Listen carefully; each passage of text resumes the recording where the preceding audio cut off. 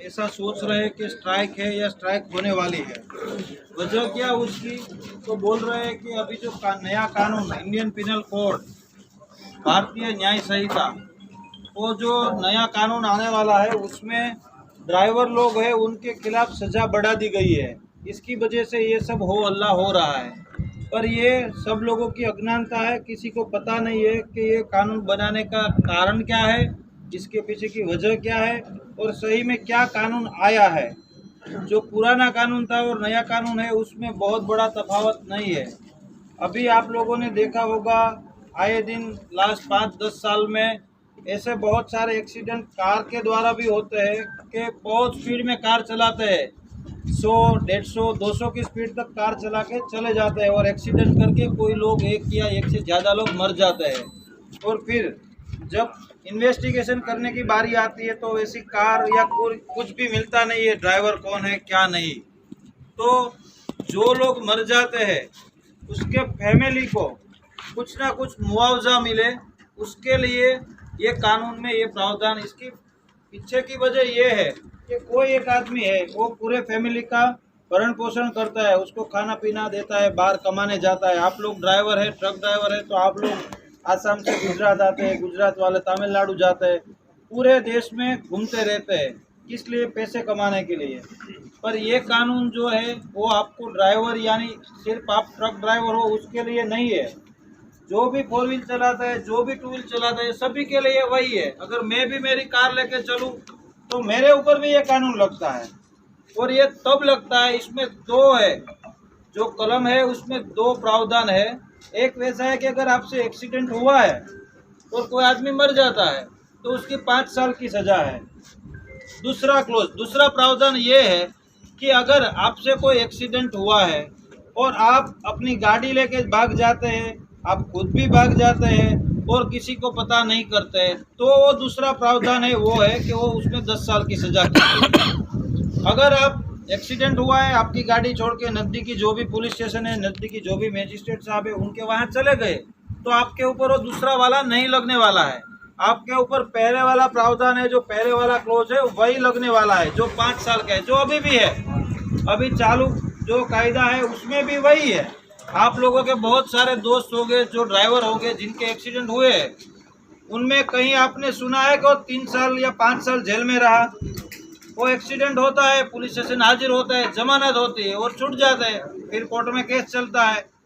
ठीक उसी तरह इसमें भी वैसा है कि आप लोग का एक्सीडेंट किसी से होगा, एक्सीडेंट हुआ, किसी की मृत्यु हुई, आप पुलिस स्टेशन चले गए तो आपके ऊपर वो क्लोज ही नहीं लगेगा, 10 साल वाला, बात खत्म हो गई। अगर आपको डर लगता है कि चलो लोग इकट्ठा हो गए और आपको मारेंगे एक्सीडेंट की वजह से, तो वो आपका राइट है कि आप वहाँ से भाग जाओ, पर आप भाग के अपने राज्य में कहीं दूसरी जगह पे ना चले जाओ। आपके ट्रांसपोर्टर है, आपका जो भी सुपरवाइजर है, उनके पास जाओ, उनके साथ जाके पुलिस स्टेशन चले जाओ, बात खत्म हो गई। आपका केस भी वहीं निपट जाएगा और कोई पब्लिक वगैरह किसी का डर भी नहीं रहेगा।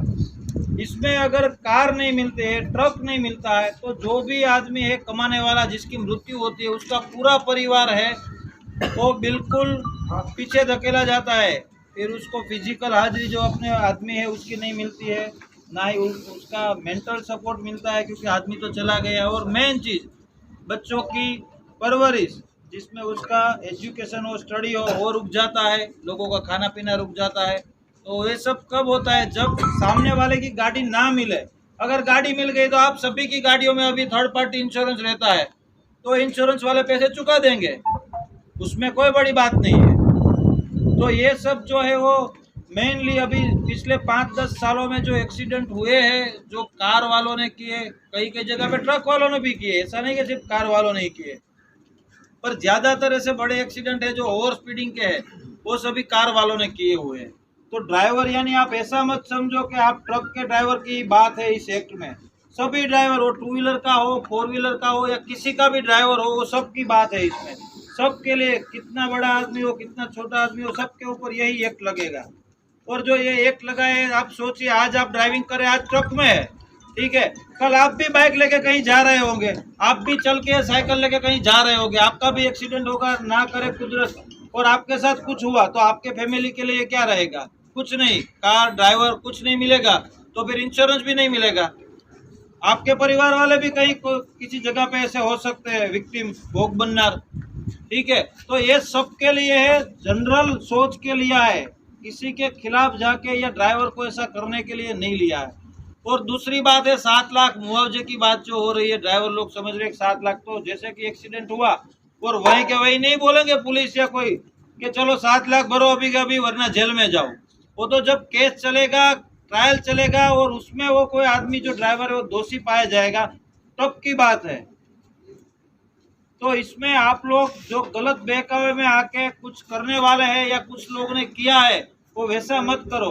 ड्राइवर लोग हैं, ठीक है, आप आसाम से, तमिलनाडु से, मणिपुर से, कहाँ से यहाँ कमाने आते हैं।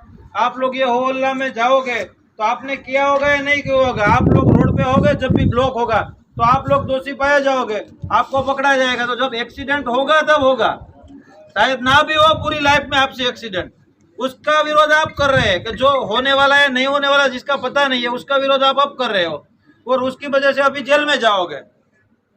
जिसके लिए आप विरोध कर रहे हो जेल में ना जाए उसके लिए अभी जेल में जाना पड़ेगा। तो आप अपना दिमाग लगाओ, आपका व्हाट्सएप जो आ रहा है उसके ऊपर सिर्फ निर्भर ना रहो, जो भी वीडियो आ रहे हैं उस पर निर्भर ना रहो। जहां पर भी ब्लॉकेज हुआ, कोई बोल रहा है कोई ड्राइवर ने वीडियो बना के भेजा कि मुझे मारा, तो उसको किसने मारा है? आपके ही भाई है ड्राइवर लोग, उन्होंने ही मारा है।